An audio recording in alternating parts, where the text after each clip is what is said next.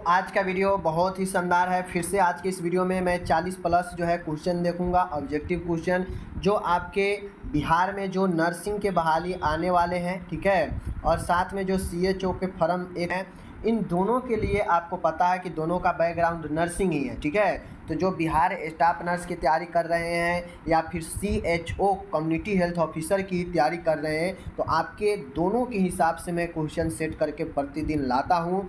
सुबह या शाम आप लोग आकर चैनल पर देखिएगा तो आपको video daily by daily new video अलग अलग क्वेश्चन का मिलेगा, जो पूरे यूट्यूब चैनल से सबसे अलग जो है क्लास यहाँ पे कराया जाता है। जो आप जानते हैं वो क्वेश्चन यहाँ पे नहीं कराया जाता है, क्योंकि जब आप जानते हैं तो जानते हैं, जो नहीं जानते हैं उस चीज़ को पढ़िएगा तब तो बेहतर होगा ना। तो उसी चीज़ को हम लोग, और आपको मैं बता दूँ कि जो अभी ANM का CBT एग्ज़ाम लिया गया था, उस ANM के CBT एग्ज़ाम में प्योर थ्योरिकल क्वेश्चन पूछा था। कुछ क्वेश्चन था जो डायरेक्ट ऑब्जेक्टिव था, नहीं तो ज़्यादातर जो है थ्योरिकल क्वेश्चन रहता था। तो अगर आप नहीं समझिएगा थ्योरिकल तो आपसे एग्ज़ाम में नहीं बनेगा। तो मेरे चैनल देखने का मतलब है कि आपको कॉन्सेप्ट क्लियर होगा, बहुत सारे चीज़ नए सीखेंगे जो आप अभी तक नहीं सीखे हैं। तो चलिए, अगर आपको अच्छा लगे, बात पर विश्वास है, आज मैं यह 8वां वीडियो कर रहा हूँ। इससे पहले 7 वीडियो कर चुका हूँ, जाकर आप देखिए, ठीक है। और अगर नहीं अच्छा लगे फिर बताइएगा। चलिए शुरू करते हैं। पहला क्वेश्चन है संक्रमण, ठीक है। कहता है इन्फेक्शन एंड मैक्सिमम इन्फेक्टिविटी के बीच का समय क्या कहलाता है। कहता है संक्रमण, ठीक है, और यहाँ पे और होगा, ठीक है। संक्रमण और संक्रामकता यानी इन्फेक्शन एंड मैक्सिमम इन्फेक्टिविटी के बीच समय क्या कहलाता है, यानी इन्फेक्शन और इन्फेक्टिविटी के बीच का अंतर क्या कहलाता है। उद्भवन अवधि, सीरियल अंतराल, उत्पादन समय, संचारी काल यानी incubation period, serial interval, general time, communicable period. तो आपको पता होना चाहिए संक्रमण और संक्रामकता दोनों के बीच का जो समय अंतर होता है उसको हम लोग उत्पादन समय, जनरेशन टाइम कहते हैं, ठीक है। आगे चलिए, बहुत शानदार प्रश्न सब लाए हैं। एक प्राथमिक और द्वितीयक, प्राइमरी एंड सेकेंडरी मामले की शुरुआत के बीच के समय में जो गैप होता है उसको क्या कहते हैं। आपको पता होगा, आप लोग पढ़े होइएगा, प्राइमरी एंड सेकेंडरी फेज होता है, ठीक है। जहाँ पे इन दोनों के बीच जो गैप होता है प्राइमरी और द्वितीयक में, तो उन दोनों के बीच में जो अंतराल होता है उन समय अंतराल को क्या कहते हैं, ठीक है। सीरियल इंटरवल कहते हैं, या उत्पादन समय कहते हैं, उद्भवन अवधि कहते हैं, द्वितीयक आक्रमण दर कहते हैं। तो आपको पता है कि यहाँ पे देख लीजिए, आपको यहाँ पे पता चल गया, यहाँ पे क्या पता चल गया, आप यहाँ पे देखिए, स्पष्ट रूप से मैं आपको बता रहा हूँ। अभी आपको पता चल गया है कि ऊपर में आप लोग तो ये चीज़ देख चुके हैं, जनरेशन, उत्पादन समय, ये तो जान गए। अब आ गया इंक्यूबेशन पीरियड और सेकेंडरी अटैक रेट और सीरियल इंटरवल। तो मैं आपको बता दूं, प्राइमरी और सेकेंडरी मामले की शुरुआत के बीच में जो समय होता है उसको हम लोग सीरियल इंटरवल कहते हैं। ये सब इन्फेक्शन से रिलेटेड क्वेश्चन है, ठीक है। तीसरा है, कहता है क्वारंटाइन अवधि यानी संगरोधन अवधि, क्वारंटाइन पीरियड क्या होता है, ठीक है। आप लोग को पता होगा कोविड के समय बहुत ज़्यादा ये क्वारंटाइन पीरियड चल रहा था। तो quarantine period, minimum incubation period, maximum incubation period, period of communicability and median incubation period. तो आपको पता होगा कि जो क्वारंटाइन पीरियड होता है, आपको पता होगा कि जब लक्षण शुरू होने के बाद धीरे धीरे जब लक्षण आसान हो जाता है तब जाके क्वारंटाइन से निकाला जाता है। तो उस दौरान मैक्सिमम इंक्यूबेशन पीरियड, ए वाला जो है आपके बी नंबर, ए अधिकतम उद्भवन अवधि क्वारंटाइन के लिए सही है, ठीक है। चौथा है, टाइफाइड बुखार का मुख्य एजेंट कौन सा होता है। सल्मोनेला टाइफी, ठीक है, साल्मोनेला पेराटाइफी, साल्मोनेला पेराटाइफी, ठीक है, साल्मोनीला पेराटाइफी, ठीक है। उसके बाद है सिंघेला। तो आपको पता होना चाहिए टाइफाइड जो होता है वह मुख्य एजेंट साल्मोनेला टाइफी के कारण होता है, ठीक है। नेक्स्ट है 5वां नंबर है, क्रीमो प्रोफाइलेक्सिस निम्नलिखित करते हैं सिवाय किसके। मतलब कहता है कीमोप्रोफाइलेक्सिस जो है वह सब करता है लेकिन एक नहीं करता है, सिवाय किसके, ठीक है। तो मेनिंजाइटिस, टाइफाइड, कोलेरा, डिप्थीरिया। तो जो कीमोप्रोफाइलेक्सिस जो होता है वह टाइफाइड के अलावा इनमें से सभी चीज़ें कर सकता है, ठीक है, ध्यान रखिएगा। छठा है, निम्नलिखित में से कौन सा निसंक्रामक रक्त के गिरने यानी डिसइंफेक्ट ब्लड स्पिल के लिए उपयोग किया जाता है। कह रहा है कि इनमें से ब्लड को विसंक्रमण करने के लिए, ब्लड के कोई बूंद कहीं पर गिर गया तो उसको विसंक्रमण करने के लिए किसका प्रयोग करते हैं? तो देख लीजिए, ग्लूटेराल्डिहाइड, ठीक है, glutaraldehyde, phenol, ethanol, sodium hypochlorite, ठीक है। तो जो डिसइंफेक्ट ब्लड स्पिल के लिए जो उपयोग किया जाता है, मान गया किसी का ब्लड संक्रमण है और किसी फर्श पर गिर गया, तो उसके लिए जो हम लोग उपयोग करते हैं वो सोडियम हाइपोक्लोराइट होता है, ठीक है, ध्यान दीजिएगा। 7वां नंबर का प्रश्न है, बहुत खूबसूरत प्रश्न है। ठंडी श्रृंखला कोल्ड चेन, आप लोग शीत श्रृंखला पढ़े होंगे, इसके सिस्टम का प्रोसेस क्या है, मतलब इसका प्रक्रिया क्या है कोल्ड चेन का। तो जो लोग थ्योरी पढ़े होंगे उनको पता है कि कोल्ड चेन क्या होता है, ठीक है। तो एमपी और एमएफ के लिए संचय रक्त के सैंपल, ठीक है, ये गलत, रक्त का सैंपल का बात ही नहीं है। रिप्रेजेंटिंग कीमोथेराप्यूटिक एजेंट, गलत। थूक का सैंपल इकट्ठा करना, गलत। वैक्सीन संरक्षण, तो आपको पता है कि हम लोग कोल्ड चेन के द्वारा वैक्सीन का प्रिजर्वेशन करते हैं, संरक्षण करके रखते हैं, ठीक है। 8वां है, ILR की बनावट होती है। ILR की बनावट कैसी होती है, क्यों, किस लिए होता है? तो जो ILR की जो बनावट होती है, स्टोरेजिंग वैक्सीन संरक्षण के लिए, स्टोरिंग वैक्सीन, ठीक है, संवर्धन संस्कृति मीडियास, रबर दस्तानों का भी संक्रमण, तेज उपकरणों का कीटाणुनाशन। तो आपको पता है ILR का जो बनावट होता है वह वैक्सीन को स्टोरिंग के लिए होता है, ठीक है। नेक्स्ट है 9वां नंबर क्वेश्चन है, प्रसर्व की तृतीय अवस्था, थर्ड स्टेज ऑफ लेबर से आप क्या समझते हैं, क्या तात्पर्य है? ये सब अगर चाहते हैं थियोरिकल क्वेश्चन सीखे तो मेरे चैनल पर आइए, और नहीं चाहते हैं कि पढ़ाई को रटाते रहें और फिर एग्जाम में जाए तो कोई फ़र्क ना पड़े, कोई फ़ायदा ना हो, तो बहुतों चैनल है जहाँ पे आपको मिल जाएगा, ठीक है। प्रसर्व के तृतीय, मैं अच्छे तरीक़ा से अगर तैयारी करना चाहते हैं तो मैं यहाँ पे MCQ करा रहा हूँ। अगर मान गए, यहाँ पे मैं आपको बता देता हूँ, अगर मान गए आपको ILR के बारे में नहीं समझ में आया, तो अगर ILR के बारे में डिटेल से जानना है तो गूगल पर सर्च कर लीजिए। सबसे बेहतरीन नॉलेज लेने का तरीका है कि जो चीज़ आपको समझ में ना आए, गूगल पर एक बार सर्च करके उसके बारे में कंप्लीट नॉलेज ले लीजिए, पढ़ लीजिए, ठीक है। और वही बेस्ट तरीका होता है नॉलेज बूस्ट करने का, ठीक है। आगे है, ये MCQ मैं आपको प्रैक्टिस के लिए करा रहा हूँ। बेहतर नॉलेज लेना है तो मेरे नर्सिंग ज्ञान पर चलता है एकदम थ्योरी का क्लास, जहाँ पे मैं GNM सभी ईयर्स का पढ़ाई करवाता हूँ, वहाँ पे आके थ्योरी मजबूत कर सकते हैं, ठीक है। प्रसर्व के तृतीय अवस्था, थर्ड स्टेज से आप क्या समझते हैं? तो आपको पता होना चाहिए, प्रसर्व दर्द शुरू होना और सर्विक्स का पूर्ण विस्तारण, ठीक है, सर्विक्स का पूर्ण विस्तारण और प्लेसेंटा का बाहर निकलना, प्लेसेंटा के निष्कासन के लिए भ्रूण का बाहर निकलना, प्लेसेंटा के निकलने के बाद 1 घंटे तक अवलोकन करना। तो आपको पता होना चाहिए कि थर्ड स्टेज इसका मतलब होता है, और ये गलत हो जाएगा, सर्विक्स का पूर्ण विस्थापन और प्लेसेंटा का बाहर निकलना, ठीक है। A, B ऑप्शन सही हो जाएगा, ठीक है, ये B आपका सही है, ठीक है, ये गलत है। आगे है 10वां नंबर का क्वेश्चन है, प्रसर्व की चौथी अवस्था, फोर्थ स्टेज से आप क्या समझते हैं? तो फोर्थ स्टेज का मतलब होता है प्लेसेंटा के बाहर निकलने के 1 घंटे बाद, ठीक है। फोर्थ स्टेज का समय होता है, प्लेसेंटा जब निकल जाता है तो प्लेसेंटा निकलने के 1 घंटे के बाद का जो समय होता है वह आपके फोर्थ स्टेज में होता है, ठीक है। 11 नंबर है bishop cervical scoring system. Bishop cervical scoring system के कंपोनेंट है, ठीक है, बाइशॉप, ठीक है, बाइशॉप सर्वाइकल स्कोरिंग सिस्टम के कंपोनेंट कौन सा है? डिलेशन है, ठीक है, इफेसमेंट है, कंसिस्टेंसी है, उपरोक्त में से सभी है।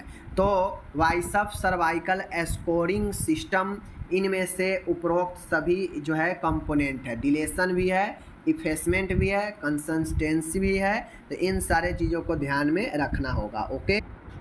12 नंबर का क्वेश्चन है आपके सामने कि इंटरनल, देख लीजिए, इंटरनल रोटेशन, ठीक है, इंटरनल रोटेशन में जब सिर घूमता है तो हलचल होती है, उसे क्या कहते हैं? देखिए, इंटरनल जब गर्भ में बच्चा घूमता है और उसमें जब रोटेशन होता है तो उस हलचल को क्या कहते हैं? सिर घूमता है तो उसे एक्सटेंशन कहते हैं, रेस्टिट्यूशन कहते हैं, क्राउनिंग कहते हैं, एक्सटर्नल रोटेशन कहते हैं। तो आपको पता होना चाहिए कि जब अंदर रोटेशन होता है, सिर घूमता है, तो उस हलचल को हम लोग रेस्टिट्यूशन कहते हैं। ठीक है, क्या कहते हैं? रेस्टिट्यूशन कहते हैं, ध्यान रखिएगा। ठीक है, आगे है कंपाउंड प्रस्तुति। कंपाउंड प्रेजेंटेशन क्या होता है? तो कंपाउंड प्रेजेंटेशन कहने का मतलब होता है कि एक हाथ या एक पैर या सिर के बगल में दोनों सिफेलिक प्रस्तुति कॉम्प्लिकेटेड होती है। ठीक है, कंपाउंड प्रेजेंटेशन जो होता है, कंपाउंड का मतलब ही होता है यौगिक, और यौगिक का मतलब होता है कि एक से अधिक। ठीक है, कंपाउंड मतलब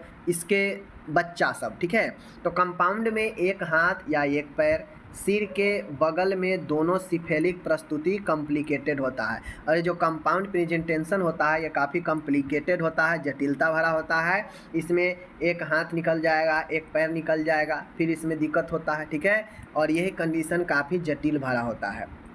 14 नंबर है गर्भाशय के फटने, रेप्चर यूट्रस का समान कारण क्या है? गर्भाशय के फटने का समान कारण क्या होता है? ऑक्सीटॉक्सिन का गलत उपयोग, गर्भाशय का उत्तेजित होना, टीनेज प्रेगनेंसी, प्रेसिपिटेड प्रसव। तो आपको पता होना चाहिए गर्भाशय के फटना का समान कारण हो सकता है ऑक्सीटॉक्सिन का गलत उपयोग। ठीक है, अब ऑक्सीटॉक्सिन का गलत उपयोग आपको पता है, ऑक्सीटॉक्सिन बहुत सारे काम करता है, ब्लीडिंग को भी रोकता है प्रसव के बाद। ठीक है, अगर प्रसव अभी नहीं हुआ है तो यह प्रसव को उत्तेजित भी करता है, शुरू भी करता है, यह यूट्रस में कंट्रैक्शन भी लाता है, संकुचन भी लाता है। ठीक है ना, तो जैसे मान गए ऑक्सीटॉक्सिन का ज़्यादा उपयोग करने से यूट्रस में बहुत ज़्यादा कंट्रैक्शन आएगा और यूट्रस फट सकता है, तो समान कारण ये भी होता है। ठीक है, 15 है ब्रीच प्रस्तुति क्या होता है? ठीक है, ब्रीच प्रस्तुति क्या होता है इसको समझाना है। ठीक, देखिए ब्रीच प्रस्तुति में होता है, सब थ्योरी है, एक हाथ या पैर, सिर के बगल दोनों सिफेलिक प्रस्तुत होगा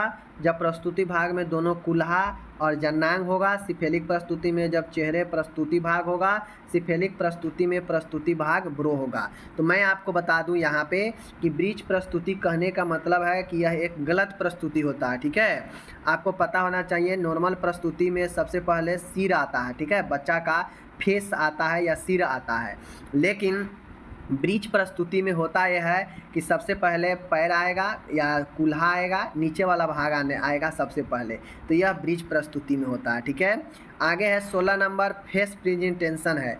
फेस प्रेजेंटेशन कौन सा है? सिफेलिक प्रस्तुति कॉम्प्लिकेटेड हो जबकि हाथ पैर या सिर भाग हो। ठीक है, जब प्रस्तुति भाग में दोनों कुल्हे या जन्नांग हो, सिफेलिक प्रस्तुति में प्रस्तुति भाग चेहरा हो। ठीक है, सिफेलिक प्रस्तुति में प्रस्तुति भाग ब्रो हो। तो आपको पता होना चाहिए कि फेस प्रेजेंटेशन एक जो है सिफेलिक प्रेजेंटेशन होता है और इसमें प्रस्तुति भाग सबसे पहले चेहरा आता है। ठीक है, बच्चा जन्म लेता है। तो 17 है ब्लैक बोर्ड के ब्लाइंड स्पॉट कहाँ होते हैं? मतलब ब्लैक बोर्ड के जो ब्लाइंड, अब ये नर्सिंग रिसर्च है। ठीक है, एजुकेशन से रिलेटेड है। तो ब्लैक बोर्ड के ब्लाइंड स्पॉट कहाँ पे होते हैं? बोर्ड के निचले तिहाई भाग में, बोर्ड के कोनों में यानी कॉर्नर में, निचले 1/4 भाग में, ऊपरी बाईं तरफ में। तो आपको पता होना चाहिए कि ब्लाइंड स्पॉट ब्लैक बोर्ड में जो होता है वह कॉर्नर पर होता है। ठीक है, आगे है 18 निम्न में से इलेक्ट्रॉनिक मीडिया का भाग नहीं। इसमें कौन इलेक्ट्रॉनिक मीडिया का भाग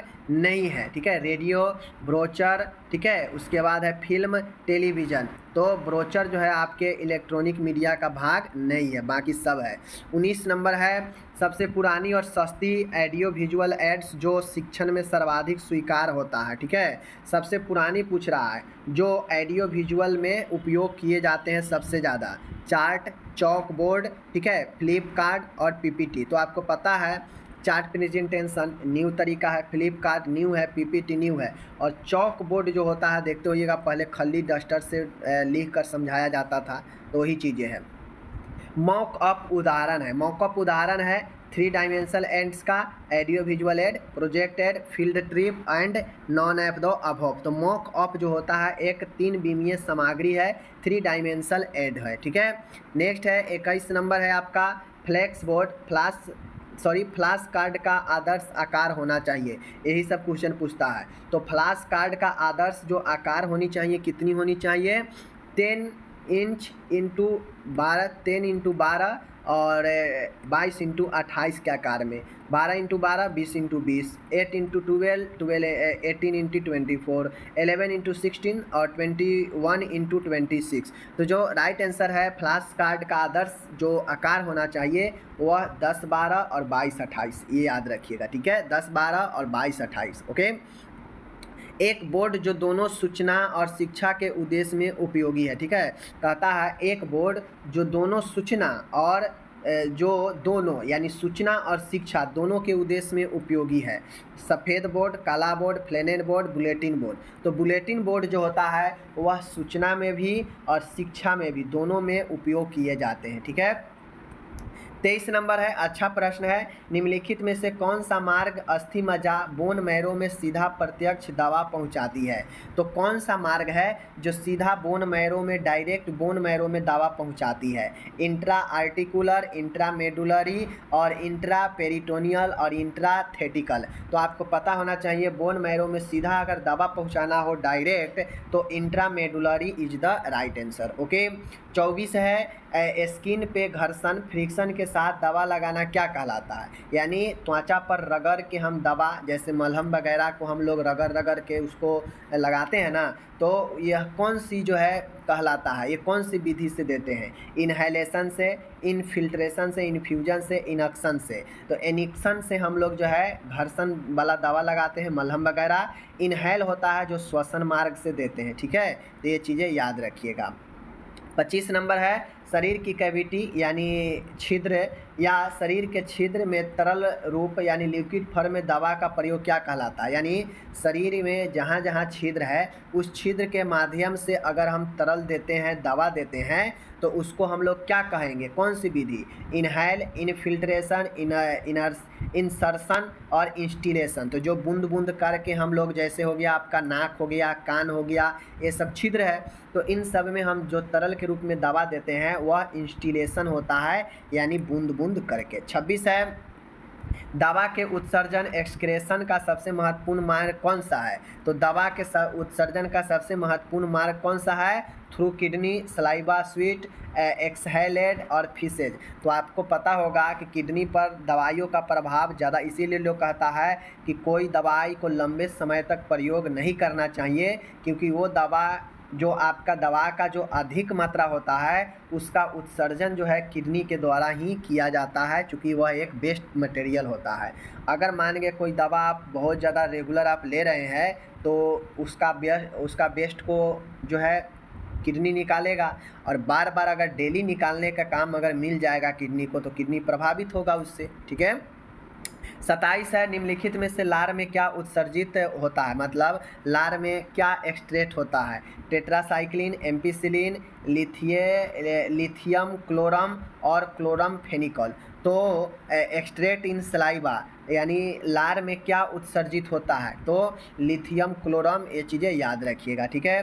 उसके बाद है आपका यहाँ पे दवा की भारी खुराक लीडिंग डोज ऑफ ड्रग दी जाती है किस समय। कम समय में उच्च सांद्रता प्रदान करने के लिए, तीव्र क्रिया के लिए, कम जटिलता के लिए, सभी। तो आपको पता होना चाहिए लीडिंग डोज ऑफ ड्रग, दवा की भारी खुराक क्यों दी जाती है, ताकि कम समय में जो है ज़्यादा मात्रा में दवाई दे सके, ज़्यादा सांद्रता में दवाई दे सके, ठीक है, तो इसलिए जो है ये लीडिंग दिया जाता है। 29 है, दवा का अधिकतम प्रभाव मैक्सिमम इफेक्ट ऑफ ड्रग को परिभाषित किया जाता है। तो दवा का अधिकतम प्रभाव जो होता है वह है दवा का अधिकतम प्रभाव मैक्सिमम इफेक्ट ऑफ ड्रग को कैसे प्रभावित करेंगे, तो इफिकेसी, ठीक है, इफिकेसी के माध्यम से अगर कोई डॉक्टर जो है लिखा है इफिकेसी, समझ जाइएगा कि वह दवाई के प्रभाव के बारे में बता रहा है कि यह दवाई का ज़्यादा प्रभाव है। 30 नंबर है, रक्त का भाग पार्ट ऑफ ब्लड बिना कोशिकाओं और प्रोटीन के क्या कहलाता है। तो बिना प्रोटीन और कोशिका के सिर्फ तरल के रूप में जो रहता है उस रक्त के भाग को प्लाज्मा, रक्त, कोई नहीं, सीरम। तो सीरम जो होता है वह देखिएगा आप लोग, तो ये राइट आंसर होगा। 31 है, निम्नलिखित में से आरबीसी के विकास के लिए आवश्यक है vitamin A, folic acid, vitamin D, vitamin A. तो आपको पता है विटामिन ए होगा नहीं, डी होगा नहीं, ई होगा नहीं। फॉलिक एसिड आपके आरबीसी के निर्माण में और आयरन जो है फॉलिक एसिड के निर्माण में काफ़ी महत्वपूर्ण भूमिका निभाता है। ठीक है, नेक्स्ट है यहाँ पे रक्त, यहाँ पे रक्त होगा। कोगुलेशन के लिए ज़रूरत है विटामिन के, कैल्शियम, पोटेशियम। तो कोगुलेशन के लिए इनमें से सभी की ज़रूरत होती है। ठीक है, 33 नंबर है रक्त संचरण और स्कंदन, यानी ब्लड सर्कुलेशन और स्कंदन के लिए विटामिन की आवश्यकता होती है। किस विटामिन के लिए? ए, डी, ई, के। तो विटामिन के जो होता है रक्त के थक्का बनाने में, चाहे लेग के तरफ संचरण करने में भी भूमिका निभाती है। 34 है विटामिन बी की कमी का पता लगाने के लिए टेस्ट का उपयोग जो है हम लोग करते हैं। ठीक है, कौन सा टेस्ट का उपयोग करते हैं? विटामिन बी की कमी का पता लगाने के लिए कौन सा टेस्ट का उपयोग करते हैं? ठीक है, तो सीलिंग टेस्ट, विडाल टेस्ट और टोलेंस टेस्ट, बेडिक्टस टेस्ट। तो सीलिंग टेस्ट जो होता है वह विटामिन बी की कमी का पता लगाता है। ओके, तो ये चीज़ें समझ गए। 35 है कहता है कुल सीरम प्रोटीन रेंज कितना होता है, मतलब बॉडी में प्रोटीन का रेंज कितना होता है सीरम में। ध्यान दीजिएगा, आप लोग ये क्वेश्चन जो है नहीं समझ पाए हैं तो समझ लीजिए। ठीक है, एक बार और समझाते हैं। आपके बॉडी में टोटल सीरम जो प्रोटीन लेवल होनी चाहिए वह कितनी होनी चाहिए? नॉर्मल। देखिए, प्रोटीन बढ़ने से भी आपके बॉडी में दिक्कत करता है, इसलिए प्रोटीन का नॉर्मल रेंज 40 से यहाँ पे 4 होगा। ठीक है, 4 से 6.2, 5.5 से 6.5 mg प्रति DL और 6 से 8.2 mg प्रति DL, 7 से 1 mg प्रति DL। तो आपको पता होना चाहिए सीरम का नॉर्मल जो प्रोटीन टोटल प्रोटीन रेंज होनी चाहिए वह होनी चाहिए 6 से 8। ठीक है, 6 से 8.2 या 6 से 8। 36 है रूमेटिक हृदय बीमारी, रूमेटिक हार्ट डिजीज में महत्वपूर्ण लक्षण है valvular disease, angina, myocardial infarction, cardiomyopathy. तो महत्वपूर्ण लक्षण है, लक्षण ये भी होगा। ठीक है, लेकिन महत्वपूर्ण लक्षण वाल्वुलर डिजीज होता है। ठीक है, वाल्वुलर डिजीज होता है। ठीक है, यानी रूमेटिक हार्ट डिजीज में आपका वाल्वुलर से रिलेटेड डिजीज होगा। मायोकार्डियम में कौन सा एंजाइम पाया जाता है? आपको पता है कि हार्ट में 3 लेयर है, पेरिकार्डियम ऊपर, मायोकार्डियम बिचला और इंडोकार्डियम जो है निचला। तो ये मायोकार्डियम जो परत है इसमें एंजाइम पाया जाता है इस पेशी में, इस मसल्स में। ठीक है, हार्ट के। तो उसमें ट्रोपोनिन टी, ठीक है, ट्रोपोनिन और मायोग्लोबिन और लैक्टेट डिहाइड्रोजेनेस। तो जो ट्रोपोमिन होता है यह पाया जाता है। ठीक है, याद रखिएगा। 38 है पाया वो सब जाता है लेकिन ट्रोपोनिन का बात ज़्यादा होता है। मरीज मैकेनिकल प्रोस्थेटिक हृदय वाल्व में INR वाल्व क्या है? ठीक है, कहता है मरीज मैकेनिकल प्रोस्थेटिक हृदय वाल्व में INR वाल्व क्या है? ठीक है, INR वाल्व क्या है? ठीक है, क्या है बताइए? 1.5 से 2.5, 2 से 3, 3 से 4, 2.5 से 3.5। बहुत लोगों को ये समझ में नहीं आ रहा होगा। ठीक है, कहाँ से समझ में आएगा? नहीं पढ़िएगा तो समझ में तो आएगा ही नहीं। इसीलिए मैं कहा हूँ नया नया प्रश्न पढ़ना है तो यहाँ पे आइए। स्ट्रेस टेस्ट के लिए दवा का उपयोग करते हैं। देखिए, स्ट्रेस टेस्ट करना हो तो हम कौन सा दवा का उपयोग करते हैं? एट्रोपिन, एड्रेनालाइन, डोबाटुमाइन, ठीक है, डोबूटामाइन और थालियम। ठीक है, थैलियम। तो स्ट्रेस टेस्ट के लिए हम लोग जो है डेब्यूटामाइन का उपयोग करते हैं, बहुत ही महत्वपूर्ण है, याद रखिएगा। हॉल्टर निगरानी, हॉल्टर मॉनिटरिंग का मतलब क्या है? मैं आपको बता दूं, हॉल्टर निगरानी कहने का मतलब होता है कि आपके बॉडी में एक मशीन लगा दिया जाता है और उसमें हमेशा आपका जो है हार्ट रेट जो होता है ना, उसमें हमेशा जो है निगरानी होते रहता है। 1 से 2 दिन तक आपके बॉडी में फिट कर दिया जाता है और उसमें जो है उस मशीन में मॉनिटर होते रहता है, उसी को हॉल्टर मॉनिटरिंग कहते हैं। और ये हॉल्टर मॉनिटरिंग एम्बुलेटरी ECG होता है। ठीक है, क्या होता है? एम्बुलेटरी ECG होता है, एक प्रकार से यह चलता फिरता ECG होता है। ठीक है, जो साथ लेकर चल सकते हैं। 41 है हृदय रक्त pool image, cardiac blood pool image का अन्य नाम क्या है? तो हृदय रक्त pool image, cardiac blood pool image का अन्य नाम मोगा स्कैन है। ठीक है, मोगा स्कैन है, इसको याद रखिएगा। तो इस प्रकार से आज मैंने 41 क्वेश्चन किया। आप लोग को इस 41 में से मैं गारंटी देता हूँ कि 30 क्वेश्चन आप लोग को इसमें से जो है दिक्कत दे रहा होगा। ठीक है, तो इसी 30 क्वेश्चन को तो आपको समझना है। मैंने आपको क्वेश्चन दे दिया, अब जैसे आप जहाँ से भी समझिए, लेकिन समझिए, यही आपको आगे काम भी देगा। जितना समझिएगा, जितना सर्च करके नॉलेज लीजिएगा। ठीक है, मिलेंगे अगले वीडियो में। अपना ख्याल रखिएगा। धन्यवाद।